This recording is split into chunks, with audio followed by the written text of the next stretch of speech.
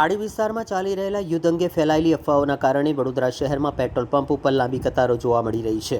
અફવાઓના પગલે વાહન ચાલકોમાં પેનિક ફેલાતા શહેરના અનેક વિસ્તારોમાં આવેલા પેટ્રોલ પંપ પર પણ ભારે ભીડ ઉમટી પડી છે.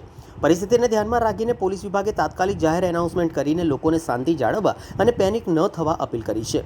અધિકારીઓ સ્પષ્ટ જણાવ્યું છે કે શહેરમાં પેટ્રોલ અને ડીઝલનો પૂરતો જથ્થો ઉપલબ્ધ છે અને કોઈ અછત નથી. પોલીસ દ્વારા અફવાઓ પર વિશ્વાસ ન કરવા અને ખોટી માહિતી ન ફેલાવવાની ચેતવણી પણ આપવામાં આવી છે.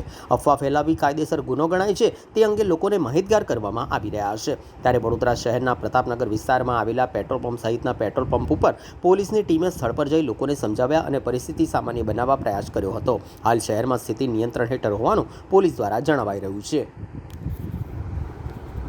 શહેર જનતાને જણાવવામાં આવે છે, ગુજરાત સરકાર તરફથી ખાતરી આપવામાં આવી છે કે આપણી પાસે પેટ્રોલનો પૂરતો જથ્થો છે, તો કોઈ અફવામાં આવવું નહીં. શાંતિ રાખો, લાઈનમાં ઉભા રહો, જેટલું જરૂર હોય એટલું જ પેટ્રોલ પુરાવો. આપણી પાસે પૂરતો જથ્થો છે પેટ્રોલ અને ડીઝલનો, તો કોઈ અફવામાં આવવું નહીં અને કોઈને પણ ગભરાવાની જરૂર નથી. શાંતિ રાખો, બધાને પેટ્રોલ મળશે, જરૂર હોય એટલું જ પેટ્રોલ પુરાવો. પેટ્રોલ આપણી પાસે છે, અત્યારે કાલે બી મળશે અને પેટ્રોલ તમને મળતું જ રહેશે, તો કોઈ ગભરાવાની જરૂર નથી, કોઈ અફવાઓ આવવાની જરૂર નથી, કોઈ અફવાઓ ફેલાવવાની જરૂર નથી. અફવાઓ ફેલાવવું એ ગેરકાયદેસર કૃત્ય છે. જે બી અફવાઓ ફેલાવશે એમના વિરુદ્ધમાં કાયદેસર કાર્યવાહી કરવામાં આવશે. તો કોઈ અફવાઓ ફેલાવી નહીં, અફવાઓમાં માનવું નહીં અને વિશ્વસનીય સૂત્રો હોય તેમાં જ માનવું.